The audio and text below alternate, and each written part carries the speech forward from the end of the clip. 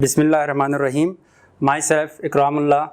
I am going to teach you your English books chapter number 4. Title is Living Together. सबसे पहले हमने ये देखना है इस चैप्टर में कि यहाँ पे प्री रीडिंग की एक हेडिंग दी हुई है, उसमें लिखा हुआ है look at the picture and guess what the story can be about.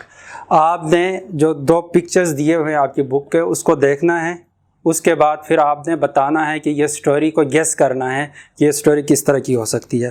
अब फर्स्ट पिक्चर को देखें, उसकी मैं थोड़ी डिस्क्रिप्शन आप लोगों को बयान कर देता हूँ। पहली पिक्चर में there is a mother bird, एक माँ है, चिड़िया है, उसके साथ 3 उसके बच्चे हैं और वो एक दरख्त के ब्रांच के ऊपर बैठी हुई है। और सेकंड पिक्चर के अंदर जो डिस्क्रिप्शन है उसमें यह है कि एक पैरट है, 2 और चिड़ियाँ हैं, उसके साथ एक मदर बर्ड है, वो अपने बच्चों को फीडिंग कर रही है। तो आपने इन 2 पिक्चर्स को देखना है और उसके डिस्क्रिप्शंस थोड़ी उसके मुताबिक आपने गेस करना है कि ये चैप्टर या इस यूनिट के अंदर हमने क्या पढ़ना है और स्टोरी किसके मुतल्लिक है।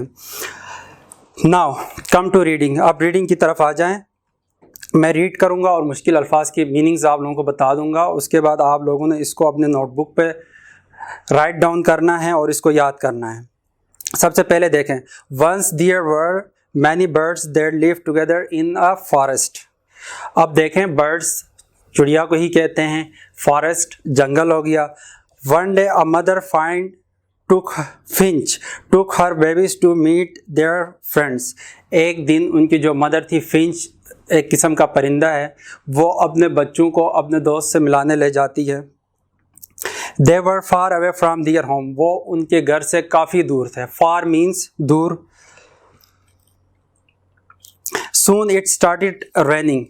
और जब वो निकले तो फ़ौरन ही बारिश स्टार्ट हो गई। They waited for the rain to stop। उन्होंने बारिश के रुकने का इंतज़ार किया। After some time the rain stopped।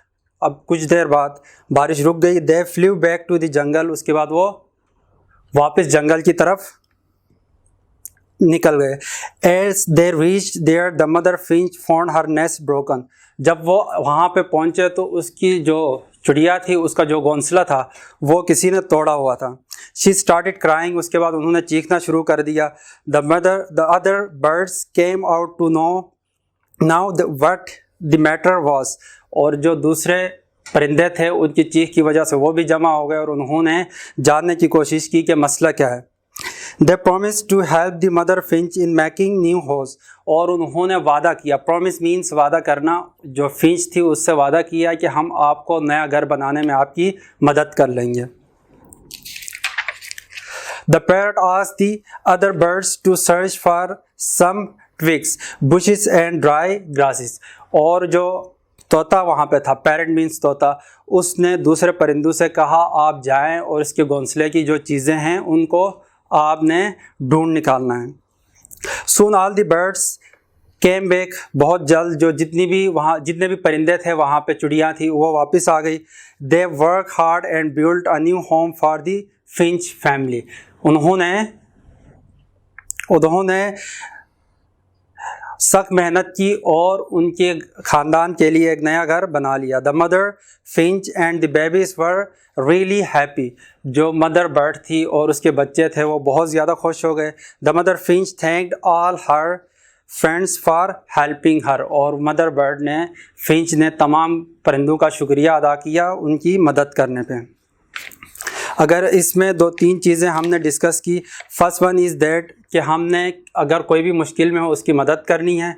दूसरे उस पर हमने डिस्कस किया कि अगर हम एक साथ टुगेदर मिल के कोई काम करें तो उसको हम जल्दी भी कर सकते हैं और आसानी से भी कर सकते हैं। और थर्ड चीज़ ये है कि हमें हर वक्त अपनी फैमिली का सपोर्ट करना चाहिए।